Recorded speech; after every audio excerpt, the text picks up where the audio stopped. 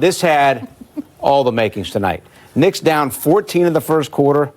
Monica up 18 in the third quarter and lose by 7. The ebbs and flows of basketball, the season, a microcosm. This game was a teenager. Emotions, mood swings. All of it.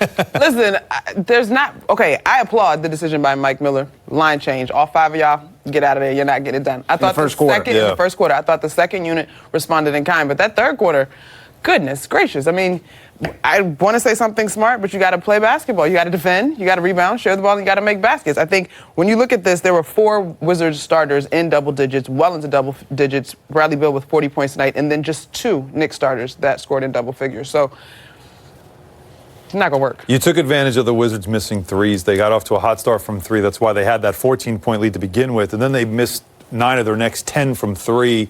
And the Knicks really went on a roll, but then they started hitting the threes again later on in the game. But this game was 76 free throw attempts, 54 fouls. I mean, whistle after whistle after whistle. Going to make you train on or what? It was incredible. No, maybe not.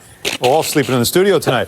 But, one of the things I do want to point out, though, is Frank Ntilikina's game and how well he played, the 20 and 10 assists that he put up, his best overall game as a Knick so far in his 3rd season. A plus 17. I know you hate it, but in this case, 29 minutes.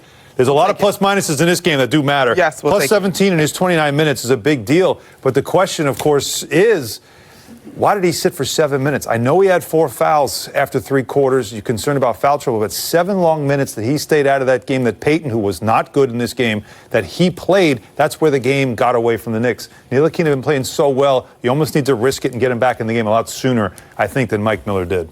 It's definitely worth the thought, for sure. I think for 2 reasons. Not only had he been productive, you mentioned that plus 17, but we're still talking about building this young man's confidence. True. He had 10 assists, so it wasn't as if he was just shot.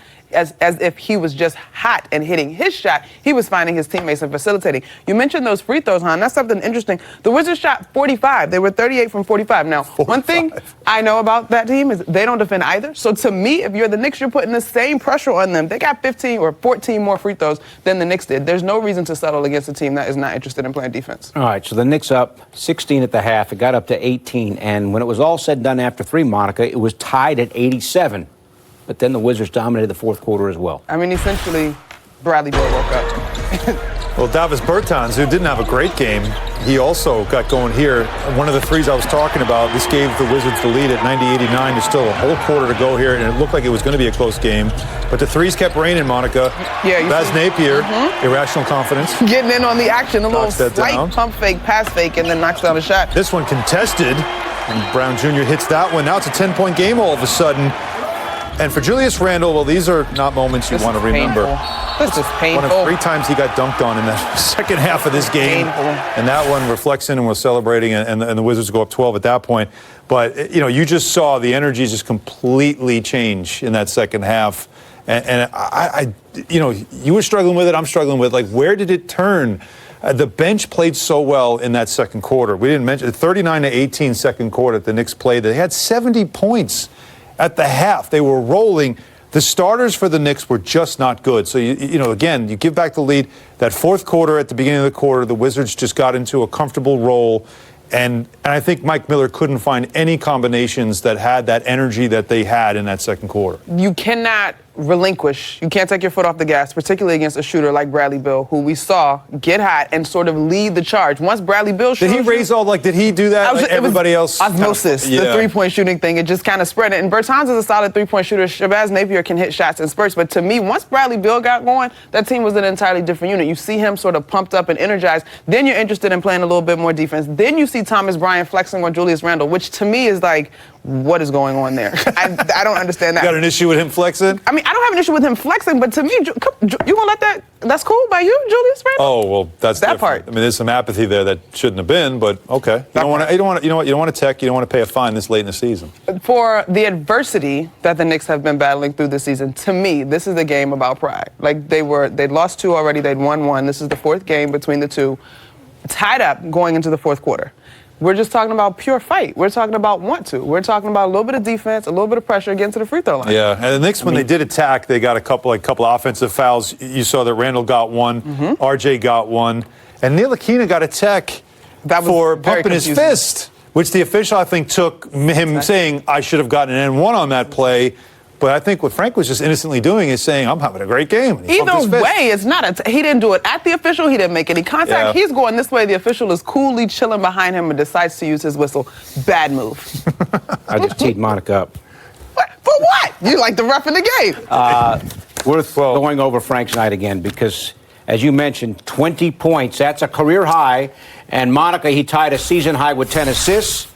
Montefiore is the follow. MSG Networks on Twitter to vote on the Knicks. Montefiore doing more play. And Frank Ntilikina, Monica, his best game of the season. He looked poised. He looked cerebral. The game came to him. One of my favorite moments was in the second quarter, I believe. He was attacking out on the break. He sort of looks over his shoulder. Nobody's running with him, and he attacks in transition. And I believe it was an and one play ultimately. But I think when the game starts to slow down, we hear this in sports, we hear this in so many different professions. When it starts to slow down and it starts to come to you, that's when, if you'll allow me to go colloquial for a moment, you're getting into your bag. That's when it's a good sign, and that's when there's rhythm, and I think that's what we started to see from Frank today. Well, I first of all, that moment you're talking about when he looked over his shoulder, Napier, you enjoying this? In your bag? He just makes me laugh. I mean, He's got a lot of energy. It's great. When Napier had complained about a foul, stayed behind the play, and that's, again, the evolution where Frank is starting to grow and starting to become now, like you say, in his bag, where he understands who he is on the basketball court. He's in his third year now. He looks over his shoulder. He sees, okay, you're going to stay back and complain to a ref. We've got a power play, hockey term. Yep, there you go. And he attacks right to the basket. He didn't get the foul. That's when he got his tech. Oh, that was the tech. You're right. Because he was angry that, wait a minute. And so there was the double text because Napier had gotten a tech, and he did. But it was the recognition that he had there.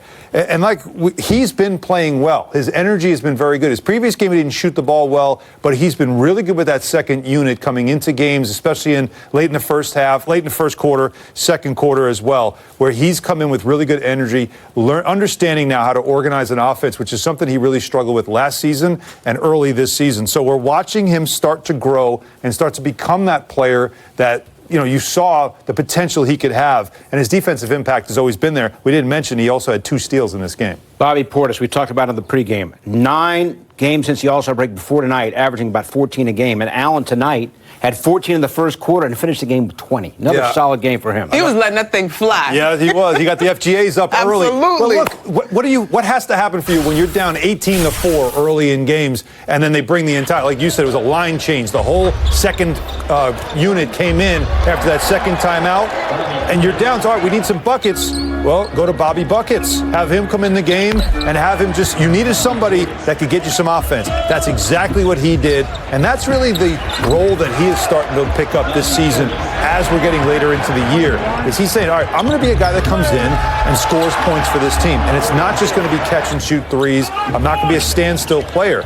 He's become a lot more active. Look at this. That was a great move. I can count how many dunks he has this season on one hand, but it's good to see also another guy, as you get into the season, he starts to say, what's my role in this team? What can I be going forward? And it's starting to evolve for Bobby Portis. A little detail in the Bobby Portis run and the Frank Ntilikina, you got it. 10 assists. Yeah. And then I think was the spurts of transition. Even Mitchell Robinson, when he gave us some highlights that had us in the green room like, ooh, baby. Yeah.